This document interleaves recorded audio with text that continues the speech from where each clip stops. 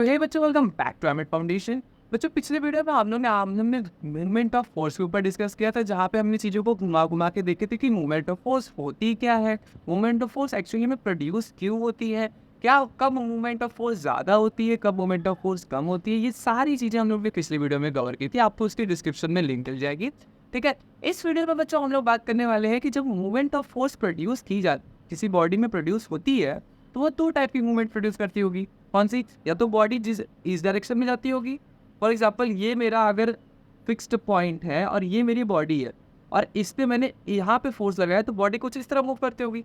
तो इस वीडियो में बच्चों मैं आपको पढ़ाऊंगा कि जब बॉडी पे फोर्स हम अप्लाई करते हैं तो उससे किस टाइप का मूवमेंट ऑफ फोर्स प्रोड्यूस होता है। ठीक है, तो चलिए शुरू करते हैं। अब मैं हूं Gautam Verma and this video is from emit foundation. Like subscribe करना ना भूलें। चलिए शुरू करते हैं। ठीक है, तो बेसिकली दो टाइप की मूवमेंट ऑफ फोर्स प्रोड्यूस होते हैं। एक होता है क्लॉकवाइज मूवमेंट ऑफ फोर्स, एक होता है anti clockwise movement of force. ठीक, बहुत सिंपल है बच्चों। क्लॉकवाइज मूवमेंट ऑफ फोर्स उस मूवमेंट ऑफ फोर्स को बोलेंगे जिसमें बॉडी क्लॉकवाइज मूवमेंट करती है। सिंपल। ठीक, देख लेते हैं एक example. This is for example, यहाँ पे मेरा राइट वाला जो गेट है, अगर हम पुश करें इसको बीच में से, तो ये इस तरह क्लॉकवाइज डायरेक्शन में ओपन होगा, क्लॉकवाइज डायरेक्शन में ओपन होगा। तो इसके मोमेंट ऑफ फोर्स को बोलेंगे क्लॉकवाइज मोमेंट ऑफ फोर्स। ठीक, नेक्स्ट देख लेते हैं। अब अगर हम लेफ्ट वाले गेट की बात कर ले, तो अगर हम इसको भी बीच में से पुश करें तो ये एंटी क्लॉकवाइज डायरेक्शन में मूव होगा, एंटी क्लॉकवाइज डायरेक्शन में मूव होगा। तो हम इसकी मूवमेंट ऑफ फोर्स को कहेंगे anti clockwise movement of force. ठीक, यहाँ पे एक चीज़ बहुत इंपॉर्टेंट है बच्चों, क्या कि anti clockwise movement of force को हमेशा पॉजिटिव माना जाता है। ठीक है, anti clockwise movement of force को हमेशा पॉजिटिव और क्लॉकवाइज मूवमेंट ऑफ फोर्स को हमेशा नेगेटिव माना जाता है। ये बात बहुत इंपॉर्टेंट है न्यूमेरिकल पॉइंट ऑफ व्यू से। ठीक है, तो यही था बच्चों clockwise and anti clockwise movement of force. चलिए अब आगे बढ़ लेते हैं, कुछ रियल लाइफ एग्जांपल देखते हैं clockwise movement and anti clockwise movement of force. ठीक, तो अगर हम रियल लाइफ एग्जांपल देखें मूवमेंट ऑफ फोर्स में, तो जब हम स्टीयरिंग व्हील को इस तरह चलाते हैं तो ये वाला हैंड जो मेरा वो एंटी क्लॉकवाइज मूवमेंट प्रोड्यूस करता है और ये वाला हैंड मेरा क्लॉकवाइज मूवमेंट प्रोड्यूस करता है। ठीक, कुछ इस तरह हम लोग स्टीयरिंग व्हील चलाते हैं तो यहाँ पे हमारा मूवमेंट ऑफ फोर्स यूज होता है। और अगर हम बात करते हैं स्पैनर की, या फिर जो जिससे हम अपने नट को ओपन करते हैं, तो आप एक चीज़ नोटिस करेगा, जितना लंबा आपका नट खोलने वाला है उतना ही कम फोर्स आपको अप्लाई करना पड़ता है नट को ओपन करने के लिए। क्यों? क्योंकि जब आपकी डिस्टेंस बढ़ जाएगी, नट की जितनी ज़्यादा लेंथ बढ़ेगी बेटा, उतना ज़्यादा वो मूवमेंट ऑफ फोर्स प्रोड्यूस करेगा, उतना ज़्यादा टर्निंग इफेक्ट प्रोड्यूस करेगा, जिसकी वजह से हमें कम फोर्स पे ज़्यादा टर्निंग इफेक्ट प्रोड्यूस मिल जाएगा। ठीक है, अच्छा बाईसाइकिल वाले एग्जांपल पे देख लेते हैं। बाईसाइकिल वाले एग्जांपल में बच्चों हम अपने पैडल्स को जितना हो सके उतना दूर रखते हैं एक्सियल व्हील से। क्यों? ताकि हमारा डिस्टेंस बढ़ जाए। जब हमारी डिस्टेंस बढ़ जाएगी तो हमें कम फोर्स अप्लाई करने पे भी ज़्यादा मूवमेंट ऑफ फोर्स प्रोड्यूस हो जाएगा। ठीक है, तो ये थे बच्चों कुछ real life example of movement of force. ठीक है, अब मूवमेंट ऑफ फोर्स समझ में आता, तो चलिए आगे बढ़ जाते हैं कपल पे। ठीक, चलिए देखिए कपल क्या होता है, एकदम सिंपल एंड प्लेन वर्ड्स में मैं सब समझाता हूँ। ठीक है, कपल्स बेसिकली वो फोर्स के पेयर होते हैं जो इक्वल एंड अपोजिट डायरेक्शन में होते हैं। ठीक, क्या मैंने बोल दिया? वो फोर्स पेयर जो कि इक्वल हो और अपोजिट डायरेक्शन में हो, लाइक दिस, इनको बोलेंगे कपल। मान लीजिए ये एक फोर्स है, ये एक फोर्स है, दोनों इक्वल है, दोनों अपोजिट डायरेक्शन में है, तो इस फोर्स के पेयर को हम बोलेंगे कपल। ठीक, अब हम समझते हैं कि ये कपल कितना टर्निंग इफेक्ट ला सकता है किसी बॉडी में, या फिर जो ये टर्निंग इफेक्ट ला रहे हैं इसी को क्या बोलते हैं। ठीक, सॉरी एक पीपीटी स्लाइड हो गया। तो कपल की वजह से जो टर्निंग इफेक्ट आता है बॉडी के अंदर, उसको हम लोग बोलते हैं मूवमेंट ऑफ कपल। इससे पहले हमने पढ़ा था मूवमेंट ऑफ फोर्स। क्या पढ़ा था? Movement of force. अब वहाँ पे फोर्स एक था, यहाँ पे फोर्स दो है। ठीक, तो मूवमेंट ऑफ कपल। तो पेयर ऑफ फोर्स की वजह से जो कि इक्वल एंड अपोजिट डायरेक्शन में होते हैं, उनकी वजह से जो टर्निंग इफेक्ट आता है उसको बोलते हैं मूवमेंट ऑफ कपल।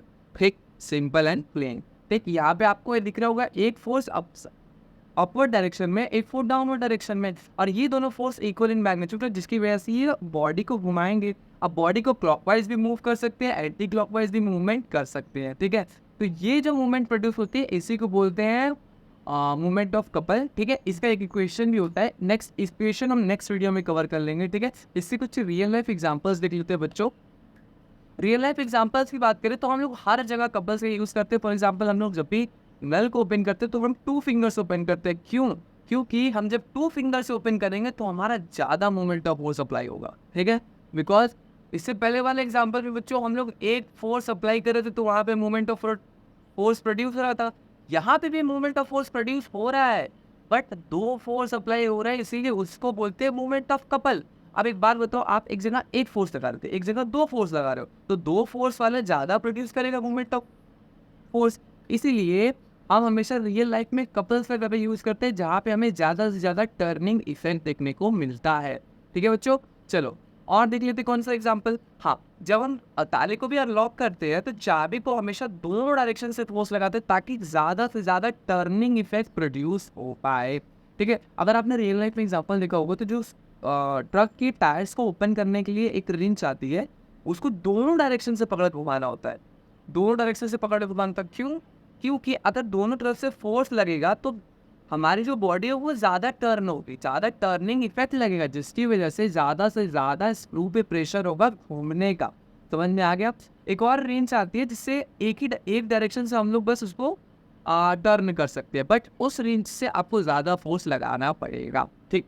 अच्छा, यहाँ पे एक बहुत ही बेसिक सा क्वेश्चन राइज होता है कि सर पहले मोमेंट ऑफ फोर्स पढ़े थे, अब यहाँ पे मोमेंट ऑफ कपल पढ़ रहे हैं, ठीक है। दोनों में क्या डिफरेंस है? देखो, एक चीज़ बताता हूँ, मोमेंट ऑफ फोर्स और मोमेंट ऑफ कपल दोनों ही एक्चुअली सेम चीज़ है, बट मोमेंट ऑफ फोर्स वाले केस में देखो फोर्स वहाँ पे भी 2 थे, यहाँ पे भी 2 है, ठीक। ये बात ध्यान रखना, ये मैंने जो बात बोली है, फोर्स वहाँ पे भी 2 थे, यहाँ पे भी 2 है, बट यहाँ पे जो 2 फोर्सेस है दोनों की वजह से मोमेंट ऑफ फोर्स प्रोड्यूस हो रहा है, ठीक। यहाँ पे जो 2 फोर्स है, ये F1 एंड दिस F1, दोनों ही फोर्स की वजह से मोमेंट ऑफ फोर्स इस स्केल बॉडी पे प्रोड्यूस हो रहा है।